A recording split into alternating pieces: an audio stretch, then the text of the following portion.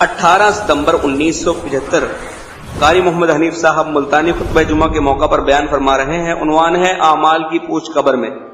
سماعت فرمائیں۔ شکریہ۔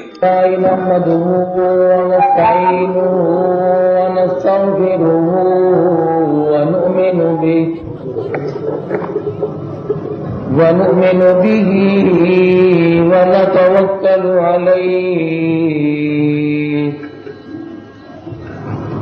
ونعوذ بالله من شرور أنفسنا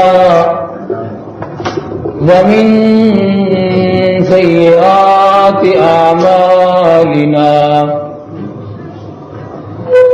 من يهده الله فلا مضل له ومن يضلله فلا هادي له ونشهد أن لا إله إلا الله وحده لا شريك له ونشهد أن سيدنا وسندنا ونبينا وشفيعنا وهادينا ومرشدنا ومولانا محمدا عبده ورسوله أرسله بالحق بشيرا ونذيرا صلى الله تعالى عليه وعلى آله وصحابه وأزواجه وذرياته وبارك وسلم تسليما كثيرا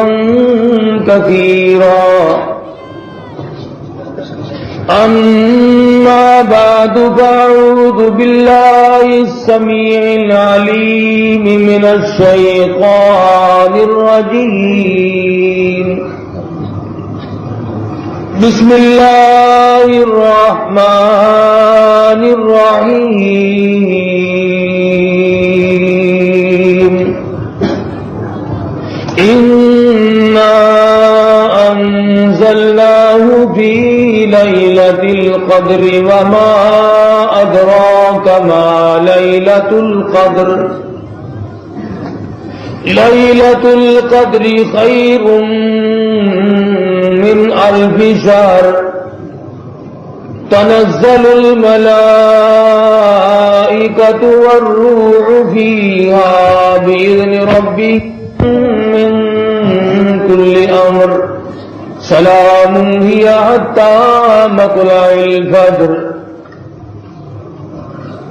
عن أبي هريرة رضي الله تعالى عنه قال قال رسول الله صلى الله تعالى عليه وسلم من قام في ليلة القدر إيمانا واحتسابا غفر له ما تقدم من ذنبه صدق الله مولانا العلي العظيم وصدق رسوله النبي الكريم ونحن على ذلك لمن الشاهدين والشاكرين والحمد لله رب العالمين اللهم صل على محمد وعلى آل محمد كما صليت على إبراهيم وعلى آل إبراهيم إنك حميد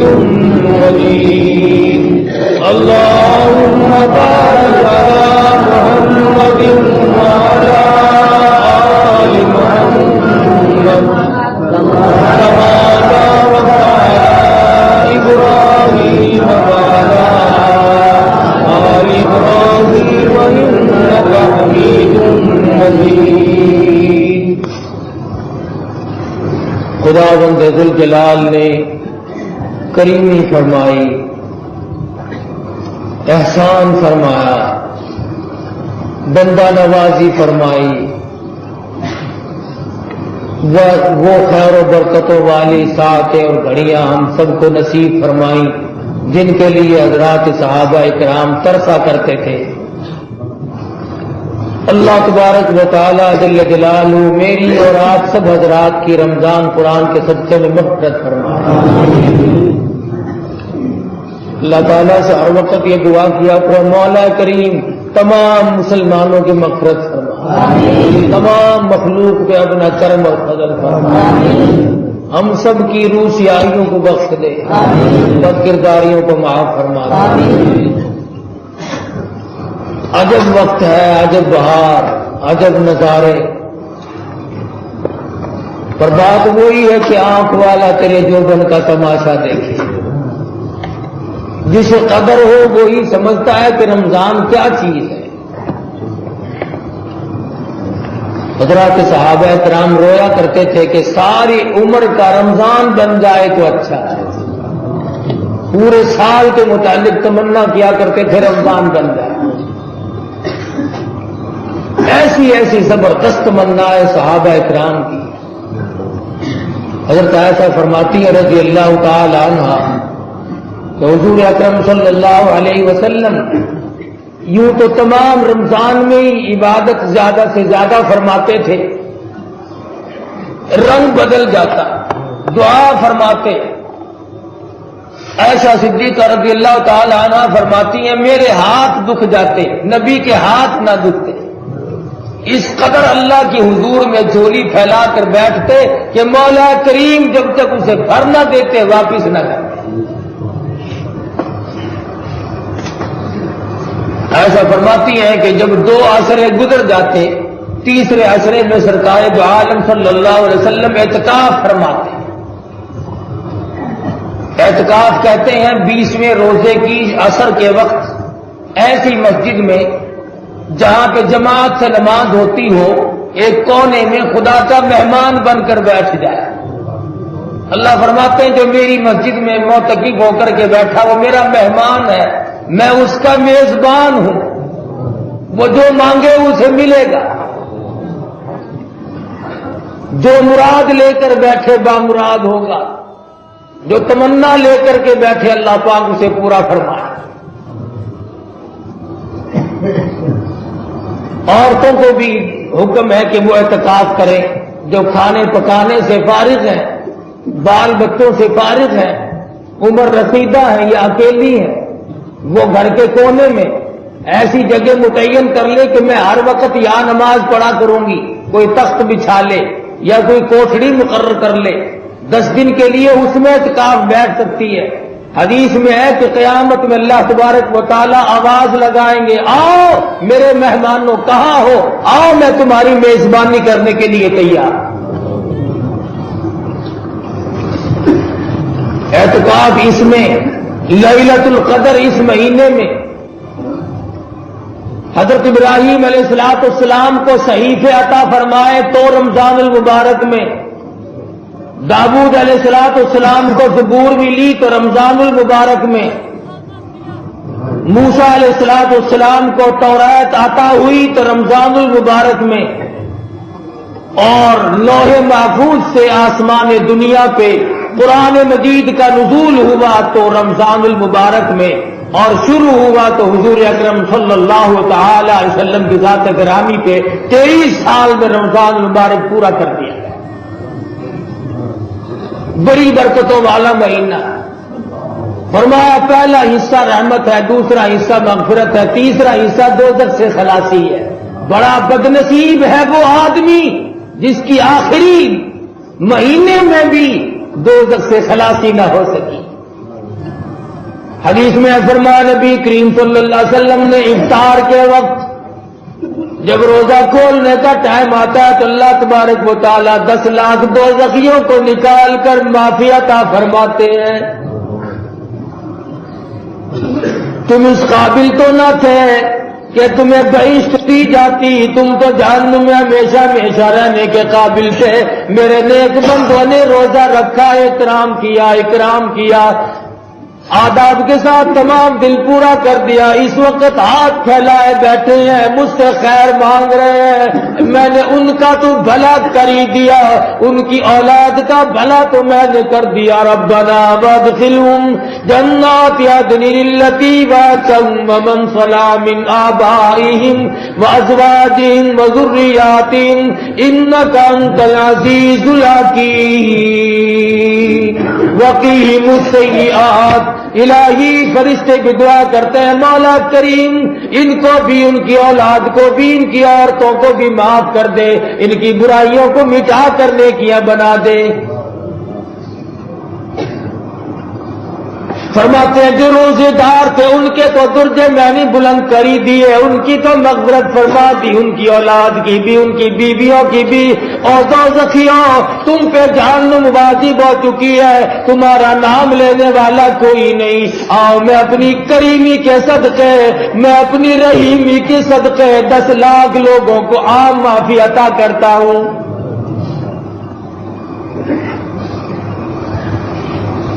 حدیث میں فرمایا نبی کریم صلی اللہ علیہ وسلم نے سارے رمضان المبارک میں 10 لاکھ روزانہ دوزخ سے آزاد آدمی کیے جاتے ہیں. جب آخری روزہ آتا ہے اور افطار کا وقت ہوتا ہے, پروردگار عالم فرماتے ہیں جتنے سارے مہینے میں نے آزاد کیے دوزخ سے, خلاصی دی, نجات فرمائی, آج اتنے سارے ملا کر یکدم دوزخ سے نکال کر میں بہشت بری کا وارث بناتا ہوں.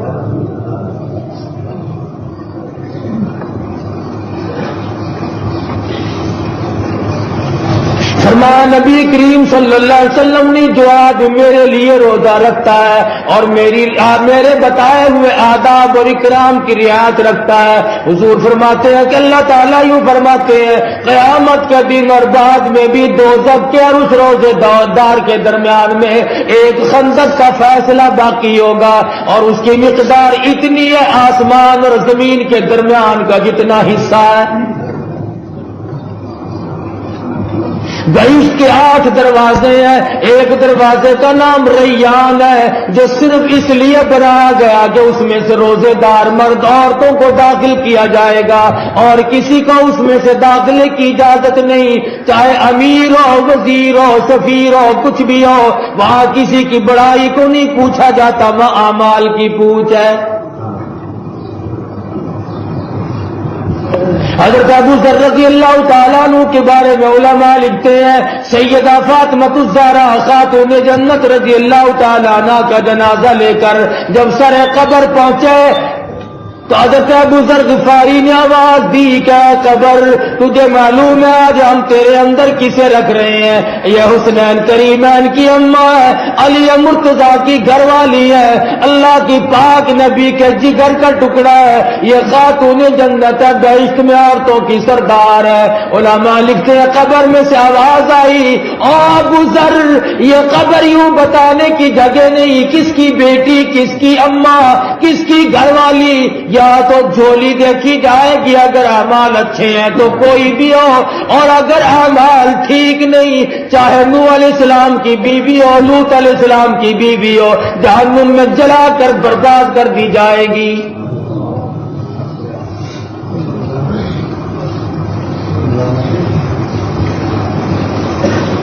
تو اللہ تبارک و تعالیٰ نے کس قدر کرم فرمایا کہ اعمال کی بات ہے. نبی کی بیٹی کتنی ڈرتی ہے, کس قدر خوف خدا کے سامنے جھک رہی ہے, آخری وقت ہے. حضرت علی رضی اللہ تعالیٰ عنہ کو بلواتی ہے اور بلا کے کہنے لگی میری ایک وصیت ہے, اگر میرا دن میں انتقال ہو جائے, جنازہ پھر بھی رات کو اٹھایا جائے. پوچھا کیوں؟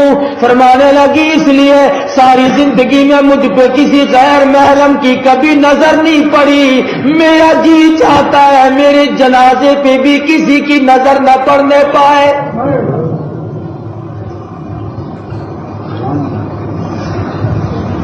اس کی تمنا جس کے بارے میں شاہ عبدالعزیز دہلوی یوں لکھتے ہیں رحمت اللہ علیہ کہ میدان قیامت میں پلسرات سے اولیاء انبیاء کتب ابدال غوث اوتار گزر رہے ہوں گے.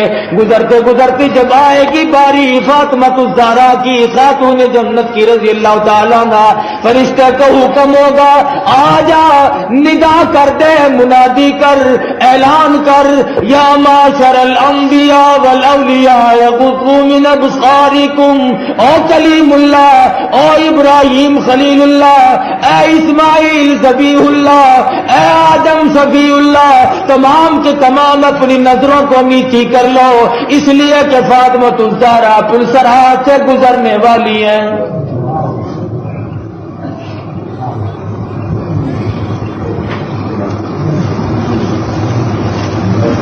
آج عمل کا فکر نہیں, آج آخرت کا فکر نہیں, آج جہنم پہ یقین نہیں. حدیث میں حضور اکرم صلی اللہ علیہ وسلم نے فجر کی نماز پڑھائی, نماز کے بعد صحابہ کرام کی جماعت بیٹھی ہے, ایک کھڑکا سب نے سنا, ایک آہٹ آئی. حضور نے پوچھا میرے صحابہ کرام تم نے کوئی کھڑکا سنا, کوئی آہٹ سنی؟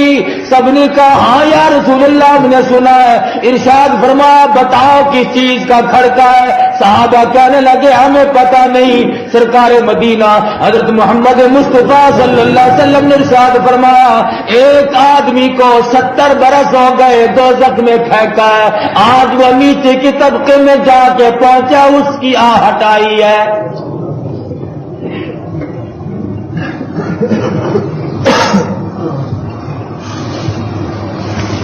کس قدر ڈرا کرتے تھے یہ لوگ, اللہ والے برگزیدہ بندے, عبادت گزار, انبیاء, اولیاء, صلحاء, بزرگان دین اللہ اللہ کر کے دنیا سے رخصت ہونا چاہتے تھے, اسی طرح سے ہوئے.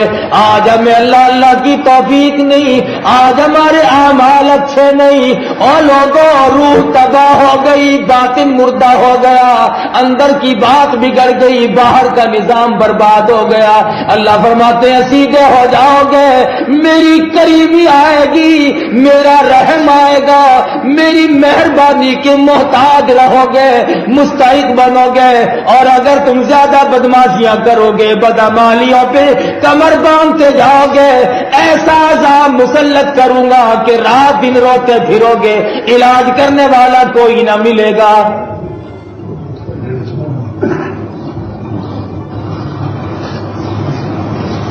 حضرت ابو ہریرہ رضی اللہ تعالیٰ عنہ فرماتے ہیں حضور اکرم صلی اللہ علیہ وسلم نے ارشاد فرمایا جب کسی قوم پہ بربادی آتی ہے, جب کوئی قوم برباد ہونے کے قابل ہوتی ہے, پہلے وہ روزہ رکھنا چھوڑتی ہے. آج دیکھ لو کتنی بے حیائی ہے, کتنی بے غیرتی ہے, کس قدر بے شرم ہے وہ لوگ جو کھلے بندوں کھاتے پیتے پھرتے ہیں, سگریٹ پیتے پھرتے ہیں, پوچھنے والا کوئی نہیں. اسلام کا حکم ہے کہ اگر مسلمان کی حکومت ہو تو قتل کر دیا جائے, اس لیے کہ اس نے اسلام کی توہین کی ہے. روزے کی توہین اسلام کی توہین ہے, ارکان اسلام میں سے جو ہوا. تو جو مسلمان مرد عورت اپنے پرانے بزرگان دین صحابہ کرام نبی کریم صلی اللہ علیہ وسلم کی اتباع کرتے ہیں, ان کے دلوں میں تو ہر وقت خوف خدا سمایا رہتا ہے, اور وہ ہر وقت یہ سوچتے ہیں کہ نہ جانے کس وقت یہ آواز آئے گی, کلو نفس ذائقۃ الموت, ہر نفس نے موت کا ذائقہ چکھنا ہے. فرمایا وَأَنفِقُوا مِمَّا رَزَقْنَاكُم مِّن قَبْلِ أَن يَأْتِيَ أَحَدَكُمُ الْمَوْتُ, اور لوگوں وقت آنے سے پہلے پہلے, موت کا اعلان ہونے سے پہلے, موت کی گھنٹی کھڑکنے سے پہلے پہلے جو کچھ تو نے مالی عبادت بھی کرنی ہو وہ کر لے. کسی پہ ترس کھانا ہو ترس کھا لے، کسی پہ رحم کرنا ہو رحم کر لے۔ حضور اکرم صلی اللہ علیہ وسلم نے ارشاد فرمایا، بنی اسرائیل کی طائف عورت ہے، کنجری عورت ہے، گرمی کا موسم ہے، جنگل کا علاقہ ہے، کنواں موجود ہے، پاس کتا کھڑا ہے، اتنی زبان باہر نکلی ہوئی ہے، کتا مرنے کے قریب ہے، عورت حیران ہے، ڈول نہیں، بھوکا نہیں، برتن نہیں، اسی پانی کیسے پلاؤں؟ عقل سے کام لیا، پیر سے موزہ اتارا، اپنے دوپٹے بوچھن کی رسی بنائی، موزے کو کنویں میں ڈال کر کتے کو پیاسے کو پانی پلایا۔ آواز آئی، اور بنی اسرائیل کی طائف عورت، تیرے عمل تو برے تھے پر تو نے میری ایک مخلوق پہ ترس کھایا، کرم کھایا، مہربانی کی، جب میں نے تیرے عیبوں پہ پردہ ڈال کر معاف کر دیا۔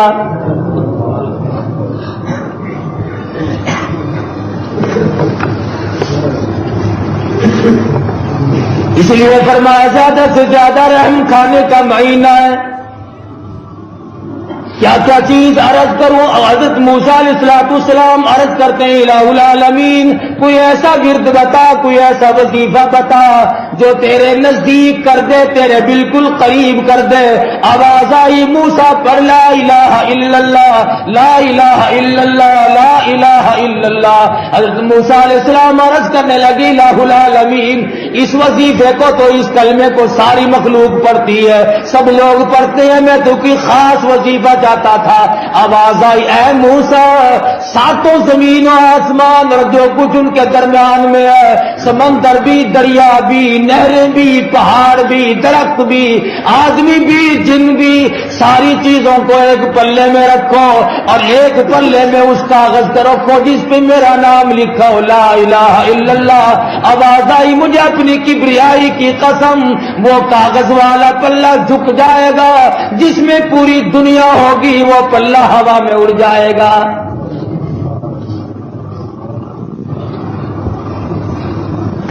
حدیث میں فرمایا، نبی کریم صلی اللہ علیہ وسلم نے، ایک آدمی کے 99 دفتر برائیوں کے ہوں گے، خطاؤں کے ہوں گے، بدعمالیوں کے ہوں گے، روسیائیوں کے ہوں گے، اللہ پاک کا حکم ہوگا، فرشتوں اسے پڑھاؤ، تمام پڑھتے پڑھتے اپنے دفتر تھک جائے گا، آنکھوں سے پانی کے بجائے لہو بہنے لگے گا، الہی میں کیا کرتا رہا، عمر میں نے ساری کہاں پہ برباد کر دی، کہاں میں نے کمائی کی، دن کہاں گئے، رات کہاں گئی، سارے میں نے رات دن برباد کر دیے۔ 99 دفتر سامنے موجود ہے، آواز آتی ہے کوئی نیکی تیرے پاس، اگر ہو تو سامنے لا۔ عرض کرتا الہ العالمین، جس کے 99 دفتر نیک بدیوں کے ہوں، گناہوں کے ہوں، اس کے پاس نیکی کہاں سے آئی؟ نیکی تو کی نہیں، اچھا تو کیا ہی نہیں، نیک بات کی طرف تو کبھی اپنی توجہ متوجہ ہوئی نہیں۔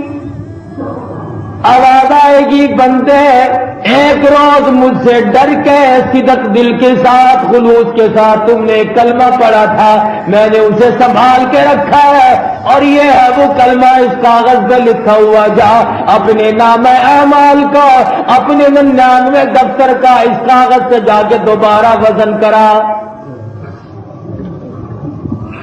کہے گا الہ العالمین، کہاں پہ 99 دفتر اور کہاں پہ یہ ذرا سا کاغذ؟ آواز آئے گی، فرشتوں اس کا وزن تو کر کے دیکھو۔ حدیث میں حضور فرماتے ہیں کہ جب اس کے ذرا سے کاغذ کے مقابلے میں 99 دفتر رکھے جائیں گے، وہ دفتر ہوا میں اڑ جائیں گے اور کاغذ والا پلہ نیچے ہو جائے گا۔ آواز آئے گی، اس میں لکھا ہے اشہد ان لا الہ الا اللہ واشہد ان محمدا عبدہ ورسولہ، بشرطے کہ شرک نہ کیا۔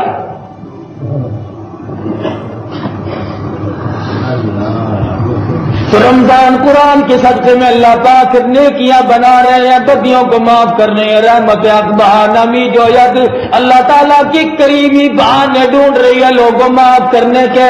آؤ حضور فرماتے ہیں اللہ تعالیٰ کو وہ آدمی بڑا پسند ہے جو رویا کرے اللہ کے خوف کی وجہ سے۔ حضور فرماتے ہیں وہ آنکھ کا پانی جو اللہ کے خوف سے نکلتا ہے، جہاں جہاں لگ جائے جہنم کی آگ حرام کر دی جاتی ہے۔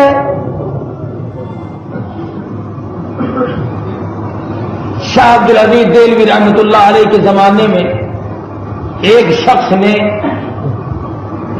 اشرفیاں جمع کی، روپیہ پیسہ جمع کیا، نہ کھایا نہ بچوں کو کھلایا، نہ خرچ کرتا تھا نہ کسی کو دیتا تھا۔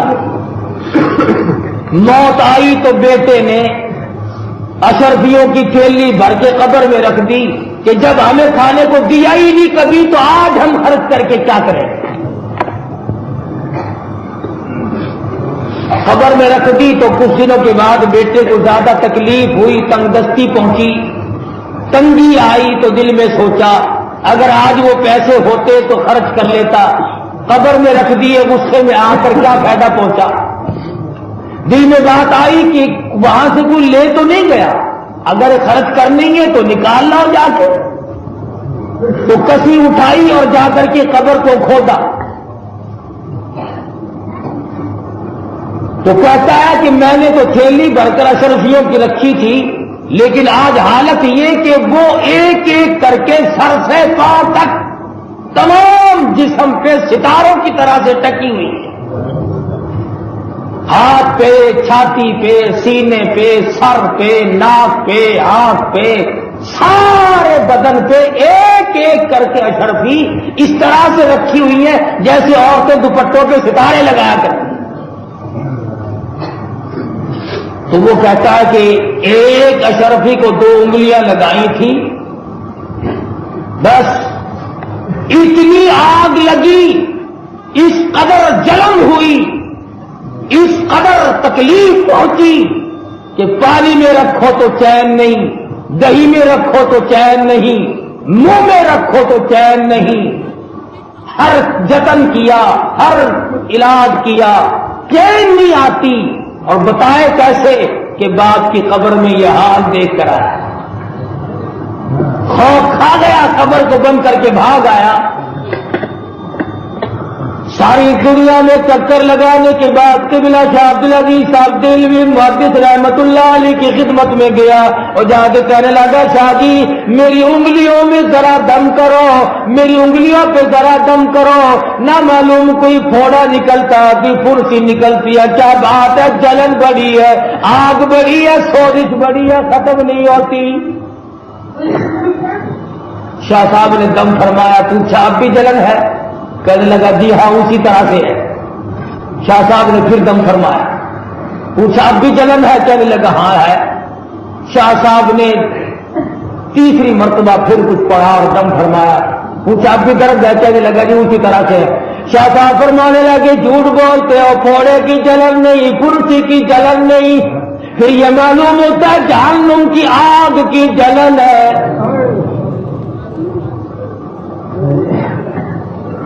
اب کیسے چھپاتا، کیسے چھپا کر رکھتا، صاف کر دی بات، میرا ابا روپیہ پیسہ جمع کر کے رکھتا تھا، زکات کبھی نہیں دیتا تھا، خیرات نہیں نکالتا تھا، نہ ہم پہ خرچ کیا نہ خود خرچ کرتا تھا، موت آئی میں نے اس طرح پہ تھیلی بھر کے رکھ دی اور پھر نکالنے کے لیے گیا تو یہ 2 انگلیاں لگائی تھی، آج تک چین نہیں پڑتی، خون خشک ہو گیا۔ شاہ صاحب فرمانے لگے جہنم کی آگ کا کوئی تریاق، جہنم کی آگ کو بجھانے والا پانی دنیا میں نہیں، صرف ایک راستہ، جاؤ علیحدگی میں جا کر کے 2 رکعت نماز ادا کرو اور نماز کے بعد بیٹھ کے استغفار کرو، اللہ کے حضور میں رو، آنکھوں سے جو آنسو نکلیں گے وہ مل لینا۔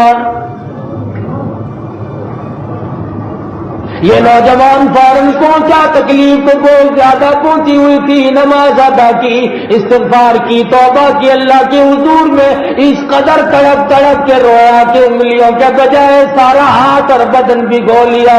کہا کہ کہنے لگا شاہ صاحب مبارک ہو، اللہ پاک نے بالکل خیر فرما دی، اب جلن کوئی باقی نہیں۔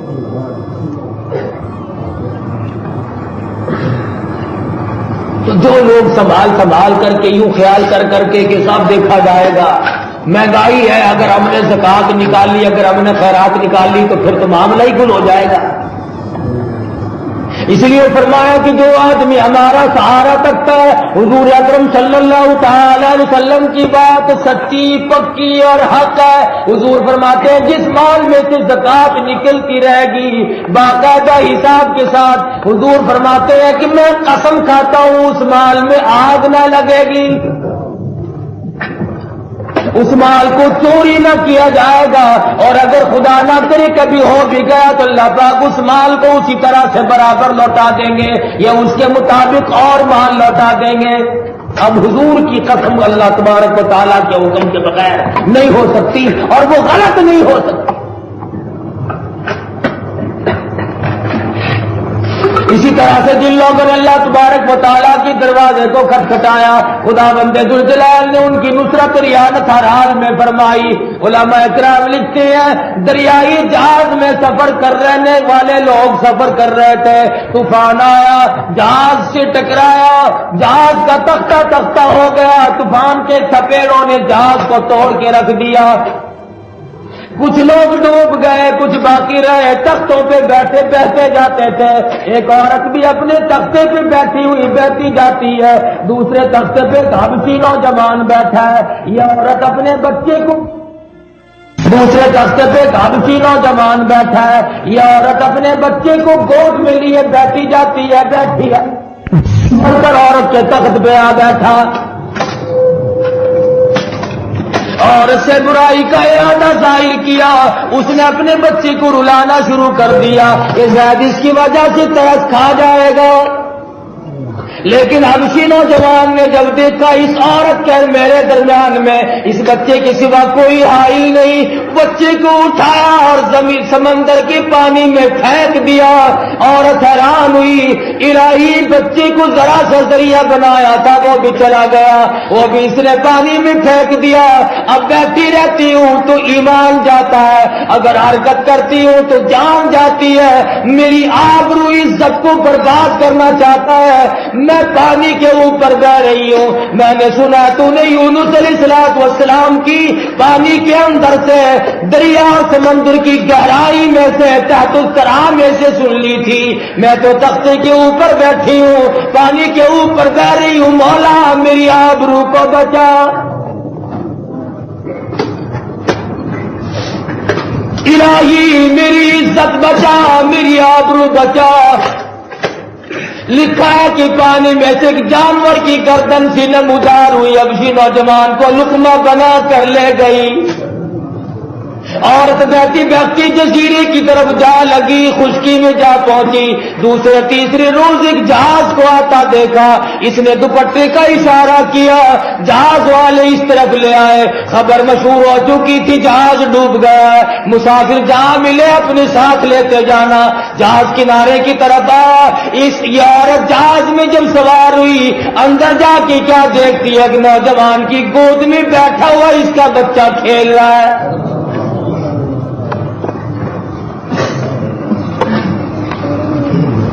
شور میں چاہا میرا بچہ ہے مجھے دے دو، لوگ کہنے لگے تیرا کہاں سے آیا، تو اب آئی ہے، یہ بچہ بہت پہلے سے جہاز میں سوار ہے۔ کپتان تک بات پہنچی، وہ کہنے لگا ٹھیک ہے اپنا ماجرا قصہ سنا، عورت نے سنایا تو یقین ہو گیا۔ کپتان کہنے لگا جب اس مقام سے ہم اپنے جہاز کو لے کر گزرنے لگے، ہمیں غیب سے آواز آئی ادھر جہاز کو لے آؤ اور اس بچے کو ساتھ لے کے جاؤ ورنہ تمہارے جہاز کو ڈبو دیا جائے گا۔ ہم نے دیکھا ایک جانور کی پیٹھ پہ پشت پہ بیٹھا ہوا یہ بچہ کھیل رہا تھا۔ اللہ نے جان بھی بچائی، عزت بھی بچائی، ایمان بھی بچایا، بس کہ کوئی بچانے کا فکر کرے، خامخواہ طرف سے کوشش ہو آدمی کی، الہی میرے ایمان کی سلامتی ہو، میرے ایمان کی خیر ہو، انجام بخیر ہو، انجام اگر بخیر ہو گیا تو کامیاب ہے، ورنہ مارا۔ پچھتائیں گے لوگ۔ حدیث میں فرمایا نبی کریم صلی اللہ علیہ وسلم نے کہ اللہ تبارک و تعالی شب قدر میں رمضان کی آخری رات عصر میں جو راتیں ہوتی ہیں، اللہ پاک جبریل امین کو حکم دیتے ہیں کہ جاؤ یہ نورانی جھنڈے لے جاؤ بیت اللہ پہ، مسجد نبوی پہ، بیت المقدس پہ، ان بڑی بڑی مسجدوں پہ جا کر ان نورانی جھنڈوں کو گاڑ دو اور چاروں طرف پھیل جاؤ۔ لوگ ان راتوں میں جو مغفرت کی، اپنی بخشش کی دعا مانگ رہے ہیں، ان پہ آمین کہو۔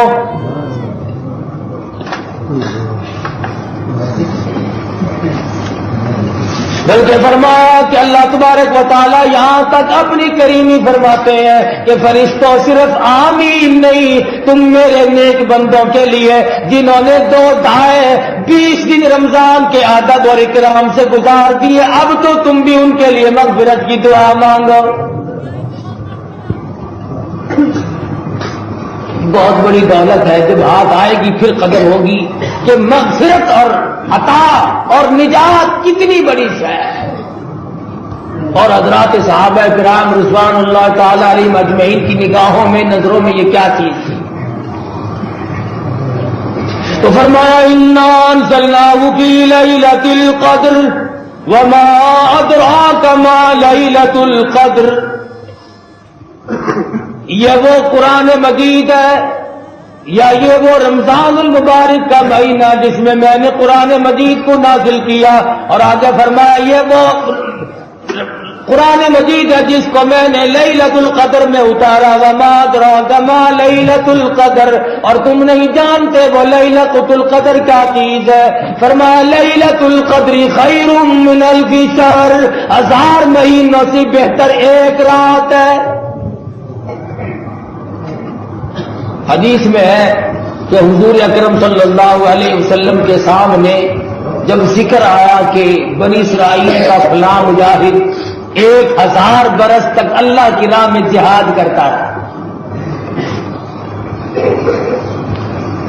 اور حضرت زکریا علیہ السلام، ایوب علیہ السلام، حضرت حزقیل علیہ السلام، یوشع علیہ السلام کا ذکر آیا کہ انہوں نے اللہ کی اتنی عبادت کی کہ 80 برس تک پلک جھپنے کے برابر بھی خدا کی یاد سے غافل نہیں ہوئے۔ 80 برس گزر گئے، اتنی دیر بھی خدا کی یاد سے غافل نہیں ہوئے جتنی دیر میں آنکھ کی پلک جھپکا مارتی ہے۔ تو حضور صلی اللہ علیہ وسلم کو رنج ہوا، الہی میری امت کی تو چھوٹی چھوٹی عمر ہے، تھوڑی تھوڑی عمریں ہیں، یہ نیکیاں کہاں سے کمائیں گے اس قدر؟ اتنا بڑا مجاہدہ، اتنی بڑی نیکی۔ اللہ تبارک و تعالیٰ نے اپنے حبیب کو تسلی کے لیے، تشفی کے لیے، اطمینان کے لیے فرمایا میرے محبوب رنجیدہ نہ ہو، اگر آپ کی امت کی عمریں کم ہے، زیادہ لمبی عمر نہیں، تو میں اپنا انعام ان پہ کر دیتا ہوں، ایک رات ایسی دیتا ہوں جو 1000 مہینوں کے مقابلے میں بہتر ہے۔ اور علماء کرام لکھتے ہیں کہ جس کو اس ایک رات کی عبادت نصیب ہو جائے تو یوں سمجھو 83 سال 4 مہینے کی عبادت نصیب ہو گئی۔ ایک رات کا جاگنا، ایک رات کی عبادت اگر نصیب ہو جائے تو 83 سال 4 مہینے کی عبادت کا ثواب ملتا ہے۔ مگر مقدر مارے کہاں سے نصیب؟ یوں اگر جاگتے رہے تو بے شک جاگتے رہے، کوئی مہمان عورت آ گئی، آپس میں بات جو چلی جو صبح ہو گئی، سینما، تھیٹر، فلم، تماشا، شادیوں میں کئی رات گزر جاتی ہے سوئے بغیر۔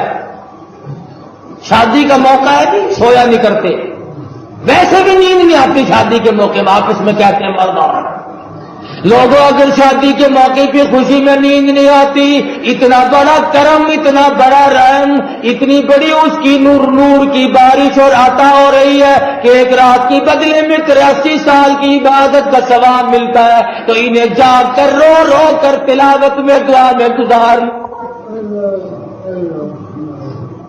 اور یہ بھی ضروری نہیں کہ آپ کھڑے ہو کر عبادت کریں، استغفار کرتے رہیں، درود شریف کرتے رہیں، لا الہ الا اللہ لا الہ الا اللہ کی تسبیح کرتے رہیں، جو چاہے کریں لیکن ہو عبادت کے درجے میں.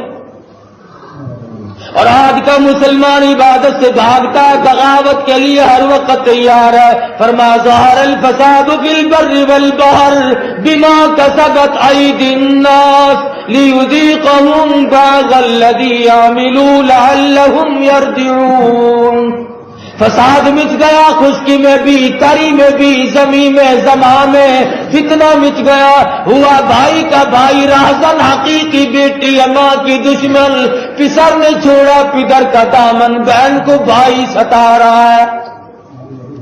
حالات برباد ہو گئے، کام خراب ہو کر کے رہ گئے. اس لیے فرمایا کہ میں نے ایک رات ایسی عطا کر دی جو 1000 مہینوں سے بہتر ہے.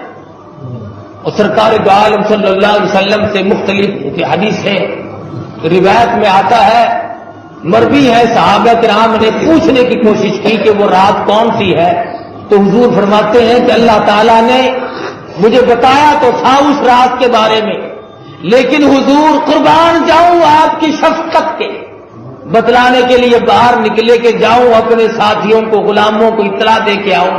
حضور فرماتے ہیں جب میں باہر بتانے کے لیے آیا تو 2 مسلمان آپس میں لڑ رہے تھے. ان کی لڑائی کی وجہ سے میرے دل سے اس رات کی متعینہ تاریخ اٹھا لی گئی. کتنا بڑا نقصان ہوا. حضور صلی اللہ علیہ وسلم فرماتے ہیں آئی میں نے کیا اس طرح مڑ جاتی ہے جیسے اس طرح بال مونڈتا ہے. سب کا یہی حال ہے، میرا بھی آپ کا بھی، نہ گالی کی پرواہ رہتی ہے نہ جھوٹ کی پرواہ رہتی ہے. جب آدمی مقابلے پہ آ گیا تو پھر جھکاؤ کیسا.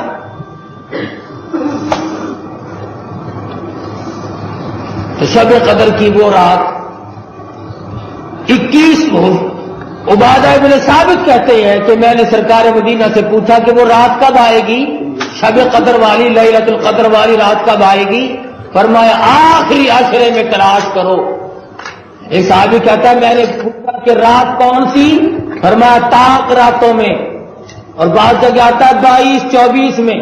فرمایا اور کوئی حساب و کتاب نیڑے کا، فرمایا خبردار اگر دوبارہ پوچھا تو اللہ پاک کو منظور ہوتا تو بتانا دیتے.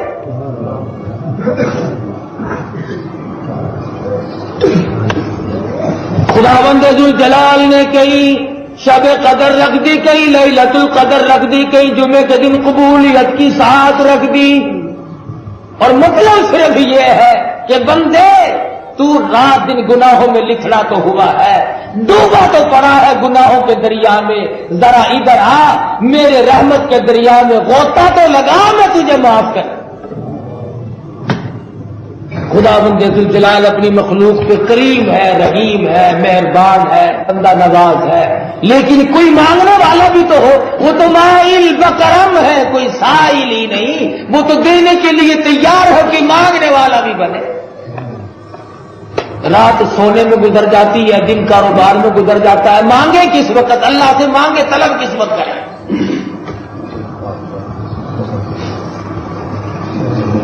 تو عرض کر رہا ہوں کہ یہ رمضان المبارک کے ساتھ تمام خصوصیات ہیں. اعتکاف کے بارے میں نے پہلے بھی عرض کیا کہ وقت قریب ہے، کل عصر کی وقت سے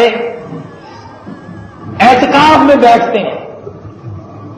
صورت یہ ہے کہ فالتو بالکل بات نہ کرے، رات دن سونے کا مشغلہ بھی نہ بنائے. بعض آدمی کہتا ہے لوگ سال بھر کی نیند نکال لینی ہے، میں نے اعتکاف میں سونا ہی سونا ہے. خاموش بیٹھنا بھی مکروہ. استغفار، درود شریف، کلمہ، تلاوت، پڑھانا، پڑھنا، بات، نصیحت، اچھی بات کرے، دنیا کی بات سے بچے. ضرورت کے لیے قضاء حاجت وغیرہ کے لیے گھر پہ صرف آ جا سکتا ہے مسجد سے باہر، اگر بلا ضرورت نکل گیا اعتکاف ٹوٹ جائے گا۔ جنازے کے لیے جانا جائز نہیں اعتکاف والے کے لیے، کسی بیمار کو دیکھنے کے لیے جانے کی اجازت نہیں، اس لیے کہ اللہ پاک کا مہمان ہے، اللہ کے دروازے پہ پڑا، اگر جو اس کے دروازے پہ پڑ جائے، آج بندوں میں سے اگر کوئی کسی کے دروازے پہ جا کے پڑ جائے تو آخر کبھی نہ کبھی وہ مانتا ہی ہے، تو وہ رب کریم جس نے یہ سارا جہان پیدا کیا ہو، کیا کہنا اس کے دربار کا جو ہر وقت دے دے کے ہی راضی رہتا۔ عورتیں بھی اعتکاف بیٹھ سکتی ہیں، لیکن یہ نہیں کہ اعتکاف میں بھی بیٹھی ہیں بڑی بھی اور بازار میں سودا لینے بھی چلی گئی، یہ نہیں، پھر اس کونے میں رہنا ہوگا، سوائے پیشاب پخانے کے، سوائے اصلی ضرورت اور حاجت کے وہاں سے ہلنے کی اجازت نہیں۔ نیند وہی کرو، کھانا وہی کھاؤ، پانی وہی پیو، روزہ وہی افطارو، تلاوت وہیں پہ کرو، عبادت وہیں پہ کرو، نفل وہیں پہ ادا کرو۔ اور زیادہ سے زیادہ یہ ہے کہ اگر کوئی آدمی یہ 10 دن کا اعتکاف پورے محلے میں نہ کرے تو پورا محلہ اور پوری بستی گنہگار ہوتی ہے۔ کم سے کم ایک آدمی تو ایسا ہو جو پوری بستی اور علاقے میں سے مسجد میں بیٹھ کر کے اس سنت کفایہ کو پورا کرے۔ عائشہ صدیقہ رضی اللہ تعالیٰ عنہ فرماتی ہیں حضور صلی اللہ علیہ وسلم ہر سال آخری 10 دن کا اعتکاف فرمایا کرتے تھے، لیکن اخیر میں جب آخری سال آیا تو سرکار مدینہ نے 2 اعتکاف فرمائے، 20 دن کا اعتکاف فرمایا۔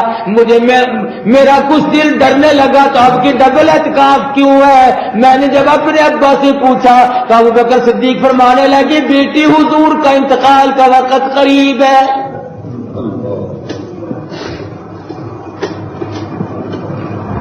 کچھ تو رمضان کی وجہ سے نیکیاں بڑھی اور کچھ مسجد میں جب اللہ کے دربار میں پڑ جائے گا تو اور کیا فضیلت اور بات کم رہے گی کہ وہ اللہ کا مہمان ہے۔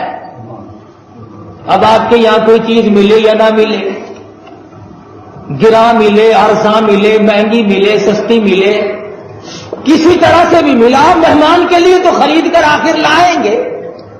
جب آپ اتنے غیرت والے ہیں کہ کوئی چیز بازار میں، شہر میں، مارکیٹ میں ہو یا نہ ہو، لیکن مہمان کی وجہ سے آپ ڈھونڈ کر لا رہے ہیں، تو جو قادر مطلق ہے اور سارے جہان کا بادشاہ ہے، جب اس کا کوئی مہمان بن جائے گا تو پھر کیا کمی ہے؟ جب اس کا ہی مہمان ہو گیا تو پھر کیا کمی ہے؟ تو اس لیے آدمی رمضان المبارک کا یہ آخری عشرہ سنت مؤکدہ اعتکاف یہ ہے مرد عورتوں کے لیے کہ کل عصر کے وقت سے بیٹھے اور چاند دکھنے پر اٹھے، اور ویسے چھوٹے چھوٹے اعتکاف 1 دن کا بھی اور کئی تھوڑی تھوڑی دیر کا بھی کیا جا سکتا ہے۔ جیسے اب آپ آئے ہیں اعتکاف کی نیت کی، مسجد میں داخل ہو گئے اور باہر نکلے اعتکاف کی نیت ختم کر دی، تو ضرورت پڑنے پر یہ مسائل زیادہ سے زیادہ پوچھے جا سکتے ہیں۔ تراویح عورتیں مرد کوشش سے پڑھو، تلاوت زیادہ سے زیادہ کرو، اعتکاف بیٹھنے کی کوشش کرو۔ مطلب یہ کہ اس لالچ میں، اس تمام میں، اس ہرس میں لگ جاؤ کہ اب کہ میں نے کچھ نہ کچھ کما لینا ہے، اور یہ خیال کرو، یہ گمان کرو کہ ہمارا یہ آخری رمضان ہے۔ اس صورت میں کچھ زیادہ سے زیادہ توفیق ہوگی، اللہ تبارک و تعالیٰ کی کریمی ہوگی اور آدمی کچھ نہ کچھ کر نکلے گا، ورنہ یوں تو بڑا مشکل ہو جاتا ہے کہ آدمی سوچے بھی صحیح اور سوچتا بھی رہے اور کرتا بھی رہے، تو کرتے کرتے کرتے کرتے بڑا مسئلہ مشکل ہو جاتا ہے۔ تو اب مختلف چیزیں آپ حضرات کو بتلائی جائیں گی۔ ایک تو پورے ہفتے کے ختموں کا پروگرام بتایا جائے گا۔ کل انشاءاللہ 22ویں رات کو ابدالی روڈ پہ ملک نثار حسین کھونے کی کوشش کرو۔ یوں نہیں کہ کمائی کے یہی دن ہے، اگر وہ اس کمائی کے دن ہے تو اس کمائی کے دن بھی تو یہی ہے، قبر والی کمائی کے دن بھی یہی ہے۔ اور دوسری بات میں نے جیسے پہلے بتلائی، جو بات کو آئے ہیں سیدنا مولانا محمد النبی الأمی العظیم وعلی آلہ واصحابہ بررۃ الکرام۔ ربنا ظلمنا انفسنا وان لم تغفر لنا وترحمنا لنكونن من الخاسرين ربنا لا تجعلنا فتنة للقوم الظالمين ونجنا برحمتك من القوم الكافرين انت ولينا في الدنيا والآخرة توفنا مسلما والحقنا بالصالحين۔ اے اللہ، رمضان قرآن کے صدقے میں ہم سب کی مغفرت فرما، یا اللہ ہم سب کی بخشش فرما، یا اللہ ہم سب کو پکا نمازی بنا، یا اللہ ہم سب کو سچا مسلمان پکا دیندار بنا، اعمال صالحہ اخلاق حسنہ کی توفیق عطا فرما، یا اللہ سب بیماروں کو شفا عطا فرما۔ کئی ساتھیوں نے دعاؤں کے لیے کہا، کوئی ساتھی مصدیق ہے، اس کا بچہ یا بچی بیمار ہے، یہ دوست خلیق احمد ہے، اس کو بھی کئی دنوں سے تکلیف رہتی ہے، اور بے شمار لوگ ہیں جو ہمیں کہنے بھی نہیں آئے۔ اے اللہ اپنے کرم فضل سے سب بیماروں کو شفا عطا فرما، یا اللہ جتنے مرد عورت ہاتھ پھیلائے بیٹھے سب کی جھولیاں بھر دے، سب کو بامراد بنا دے، سب کو مقاصد حسنہ میں کامیاب فرمائے۔ یا اللہ جو لوگوں نے رمضان میں عبادت نفلی تلاوت قرآن کی یا مدرسے کے سلسلے میں اب تو خدمت کی، اللہ تعالیٰ اسے قبول فرمائے۔ آئندہ جن کا اور ارادہ ہے حساب و کتاب ابھی نہیں کہ اللہ تعالیٰ ان کے بھی جان و مال میں برکت عطا فرمائے۔ اللہ تبارک و تعالیٰ ہم سب کو آخرت کی نعمتوں سے نواز دے، مصیبتوں سے نجات عطا فرمائے۔ اے اللہ اپنے کرم و فضل سے ہم سب کو بہشت اور جنت الفردوس عطا فرما، جہنم سے پناہ مانگتے ہیں نجات عطا فرما۔ یا اللہ موت کی تنگی سے بچا، قبر کی سختی سے بچا، حشر کی بربادی سے بچا، رات کی مصیبتوں سے بچا، جہنم کے دردناک عذاب سے بچا۔ الہی جتنے مسلمان مرد عورت اب سے پہلے قبروں میں چلے گئے، یا اللہ سب کی مغفرت فرما دے۔ الہی ساری مخلوق پہ اپنا کرم و فضل فرما، یا اللہ سب کے روزی رزق میں برکت عطا فرما۔ الہی جس کا کاروباری حال اچھا نہیں بہتر فرما، یا اللہ جس کے ذمہ قرض و ادا کرنے کی صورتیں پیدا فرما، بے اولاد کو اولاد عطا فرما۔ یا اللہ جو ناجائز مقدمے میں پھنسا ہوا اسے رہائی نصیب فرما، یا اللہ تمام مشکلوں کو آسان فرما۔ اے اللہ دین و دنیا کی ذلت اور رسوائیوں سے بچا، دین و دنیا میں عزت اور آبرو سے ہم سب کو سرفراز فرما۔ حضور اکرم صلی اللہ علیہ وسلم کی محبت عظمت نصیب فرما، آقا دو عالم کی غلامی نصیب فرما۔ یا اللہ رمضان المبارک کی جتنی گھڑیاں دن باقی ہیں اکرام کے ساتھ گزارنے کی توفیق عطا فرما۔ یا اللہ ہم سب کی نجات فرما، اے اللہ ہم سب کی مغفرت فرما، تمام مشکلوں کو آسان فرما، ہم سب کو ہر فتنے سے محفوظ فرما، تمام شریروں کے شر سے محفوظ فرما، دشمن کی ہر فتنہ پردازی سے بچا۔ یا اللہ تمام مسلمانوں کو حج بیت اللہ نصیب فرما، روزے رسول اللہ صلی اللہ علیہ وسلم کی زیارت نصیب فرما۔ الہ العالمین ہم سب کو آخرت کی نعمتوں سے نواز دے۔ ان تمام دعاؤں کو نبی کریم صلی اللہ علیہ وسلم کے صدقے میں مقبول و منظور فرما۔ صلی اللہ علی حبیبی محمد وآلہ وصحبہ اجمعین۔ اور مکہ معظمہ کے بعد مدینہ منورہ کا حاجی رخ کرتا ہے، جیسے ہمارے یہاں موٹروں والے آوازیں لگاتے ہیں چلو ڈیرہ غازی خان، چلو مظفر گڑھ، بہاولپور، تو مکہ معظمہ میں ایک مقام پہ ٹیکسیوں والے آوازیں دیتے ہیں چلو مدینے، چلو مدینے، چلو مدینے۔ یہ آواز سن کر کے بھی لطف آتا ہے کہ وہ کہاں کے لے جانے والے، کہاں لے جا کر لوگوں کو چھوڑتے۔ مدینہ منورہ کی طلب میں عمر گزار دی، ساری عمر دعائیں مانگی، حسرت اور تمناؤں نے انگڑائی لی، ہر روز یہ کہہ کر کے زندگی گزارتا تھا کہ اے کاش مدینے میں جا کر پوری یہ تمنا ہو جائے، سر رکھ کر باب رحمت پر وہ ختم فسانہ ہو جائے، اے عرش نشین، اے ماہ متی، ایک بار تو ایسا ہو جائے، روزے کی جالی ہاتھ میں ہو اور دیدار تمہارا ہو جائے۔ مدینہ منورہ کی طرف چلتا ہے، 10-20 میل ادھر کوئی عجب ہوا لگتی ہے دماغ میں، آدمی سمجھتا ہے کہ کوئی دوسرا ملک آ گیا جہاں کی ہوا نرالی، اور نرالی کیسی نہ ہو، روز اقدس سے ہوا ٹکرا ٹکرا کر حاجیوں کے دماغ میں جاتی ہے۔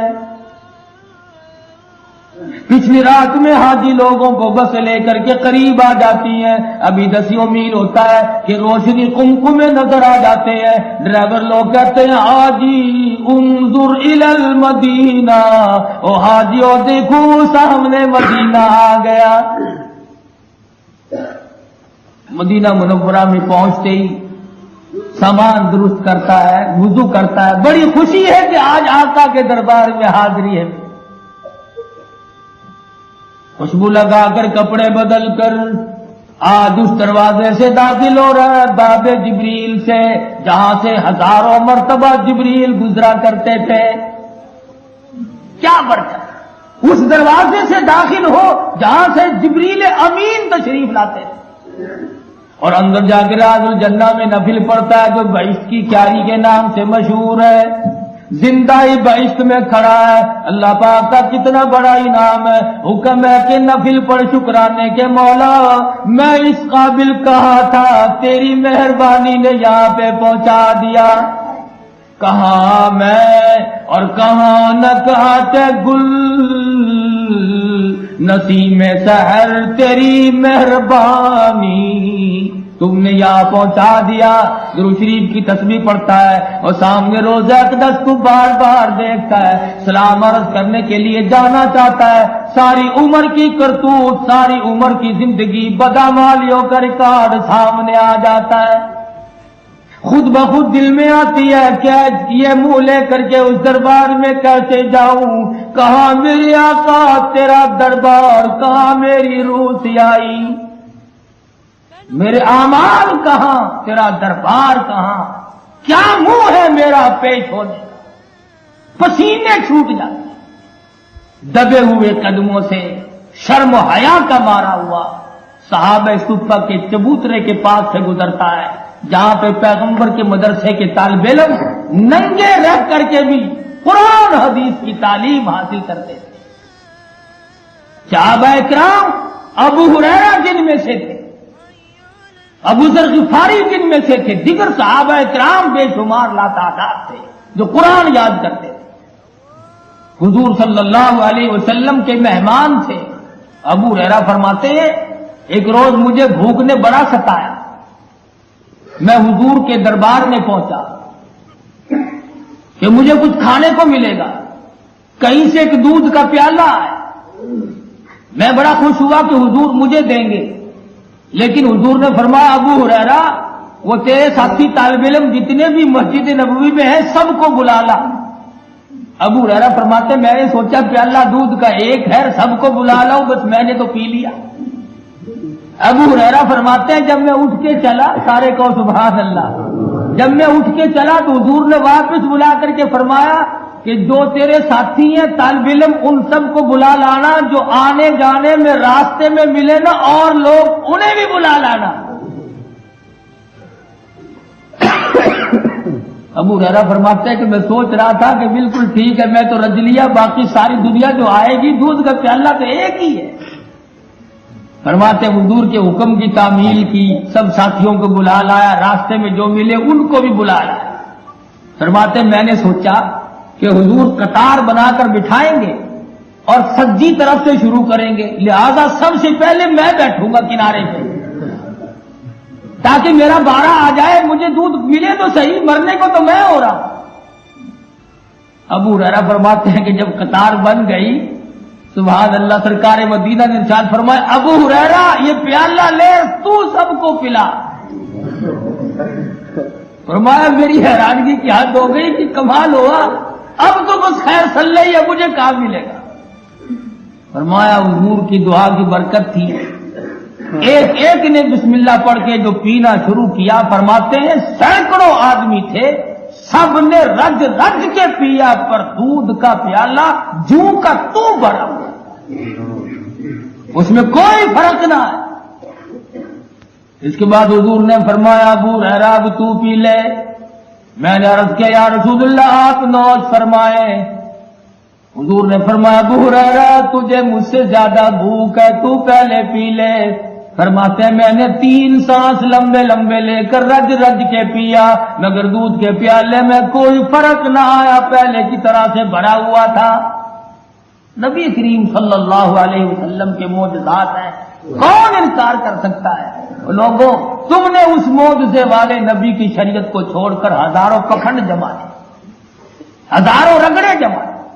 ابھی کئی روزوں کے اخبار میں تھا کہ بہاڑی کے علاقے میں ایک پیر صاحب نے اعلان کیا کہ دگنا سونا بنا دوں کسی نے بنوانا۔ ایک جٹکے یہاں 13 تولے سونا تھا، سارا ہی لا کے دے دیا کہ اچھا 26 تولے ہو جائے گا، بڑا مہنگا بہت ہو رہا ہے۔ انہیں پڑیا بنائی کئی، کسی میں سونا رکھ لیا اور کسی میں مٹی، انہوں نے کہا یہ ساری سونے کی بن جائے گی، اور کہا پیٹی میں بند کرو میرے سامنے اور تالا لگاؤ۔ وہ پڑیا دے دی، نظر بچا کر جن میں مٹی کی سونے والی اپنی ٹیبک میں لگا لی، اور کہا 24 گھنٹے کے اندر اگر کھول لی نا تو گھر کا کوئی آدمی مر جائے گا ضرور۔ اس کا مطلب یہ کہ میں کم سے کم ملتان ضلع تو پار کر جاؤں۔ چنانچہ انہوں نے 24 گھنٹے کے بعد پیٹری کھول لی تو پڑیا میں تو مٹی تھی اور کیا تھا، تو 13 تولے سونے پہ پٹھا مار کے لے گیا۔ اور اگر وہ یوں کہتا کہ میں بھوکا ہوں، میرے بچے بھوکے ہیں، مجھے 10 سر آٹا چاہیے، میرا یقین ہے کہ قطعاً نہ دیتا وہ۔ سیدھی بات پہ کوئی آتا ہے؟ کیا ضرورت پڑی آنے کی؟ تو میں عرض کر رہا کہ سرکار مدینہ کی شریعت مقدسہ بالکل صاف ہے، ہم کتنے اونچے پیغمبر کے امتی ہیں۔ حضرت ابو طالب فرماتے ہیں، ابو طالب حضور صلی اللہ علیہ وسلم کی 8 سال کی عمر شریف تھی، تجارت کے لیے ساتھ لے کے چلے گئے۔ شام کے ملک کے راستے میں ایک جنگل میں راہب بیٹھا تھا، اس نے حضور کی شکل مبارک کو دیکھ کر کے فوراً روک لیا سارے قافلے کو اور کہنے لگا تم کہاں جاتے ہو؟ انہوں نے کہا ہم شام جانا چاہتے ہیں۔ اس نے کہا اس بچے کو نہ لے جاؤ، وہاں کے لوگ شاید ان کو قتل نہ کر ڈالیں۔ انہوں نے کہا کیوں، کیا بات ہے؟ انہوں نے کہا بات کیا ہے؟ وہاں کے لوگ اس کی نشانیوں کو پہچانتے ہیں۔ ابو طالب سے کہنے لگا کہ تم ٹھہر جاؤ، میرے یہاں دعوت کھاؤ شام کی۔ اب مسافر آخر سفر میں ہوتا ہے، انہوں نے سوچا کہ قافلہ تو ویسے بھی ہمارا چل رہا ہے، ٹھہر جاؤ، رات شام ویسے بھی ہوگی اور آرام سے دعوت کھاؤ۔ ابو طالب اور سارے ساتھی تو دعوت کھانے چلے گئے، سامان اور سواریوں کی حفاظت کے لیے حضور کو چھوڑ دیا کہ یہاں سنبھالو۔